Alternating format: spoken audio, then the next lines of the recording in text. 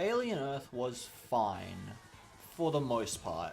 As far as the horror goes, it's decent, again for the most part.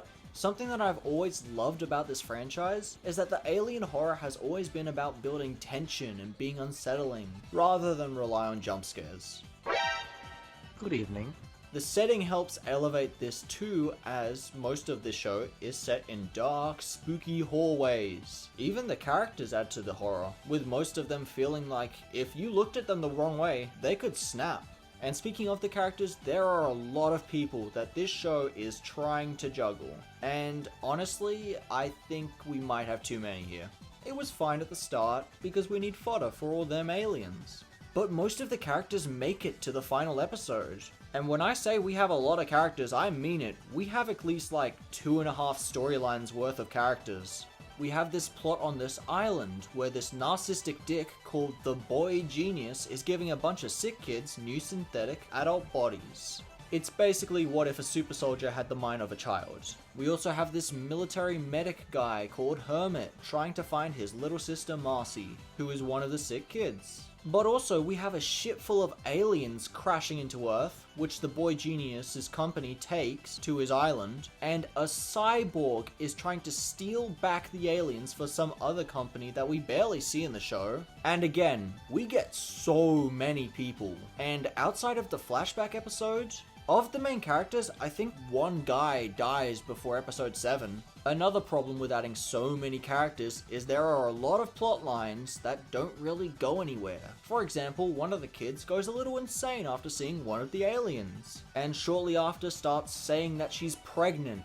Now, most people who know this franchise would assume that she's got an alien in her and it's gonna burst out of her chest.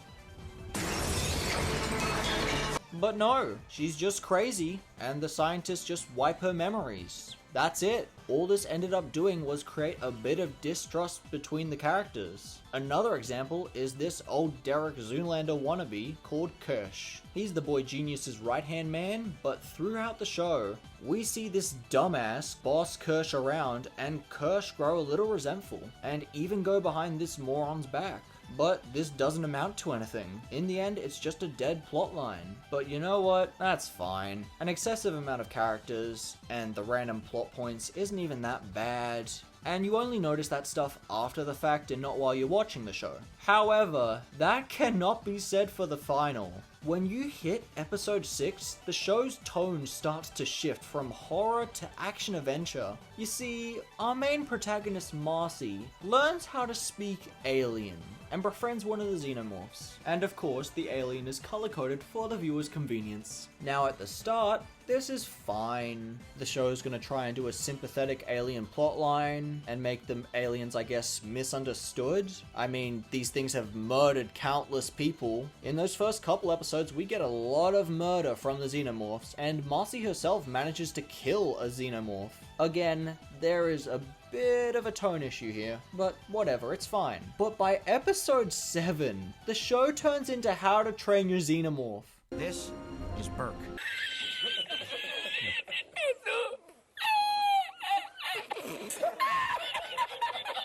Marcy and Hermit try to escape the island and create a distraction by sicking their new pet on a bunch of innocent co-workers to escape.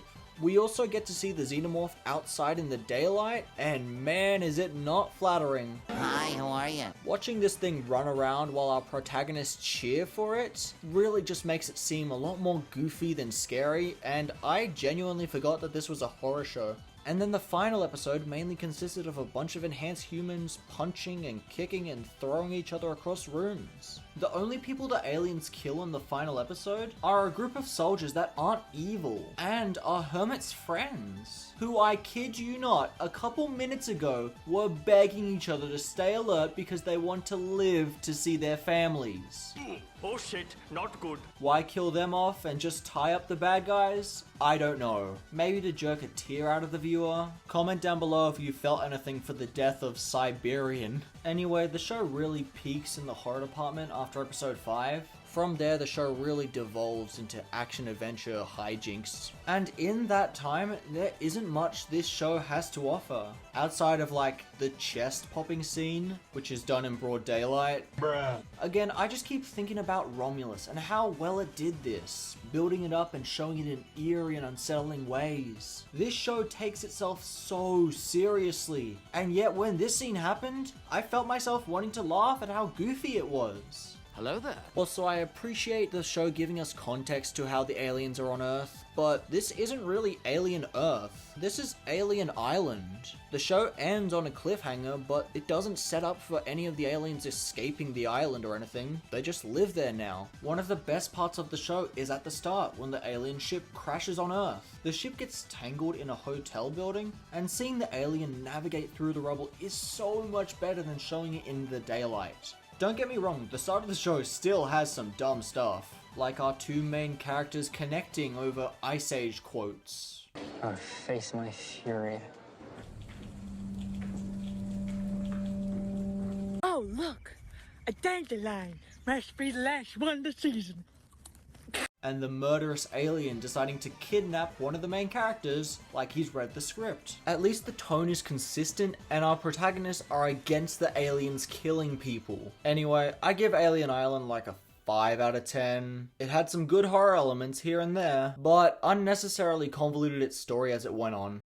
If you enjoyed this video, then why not like and subscribe? It helps support the channel and it means you don't miss any new content. Thanks for watching.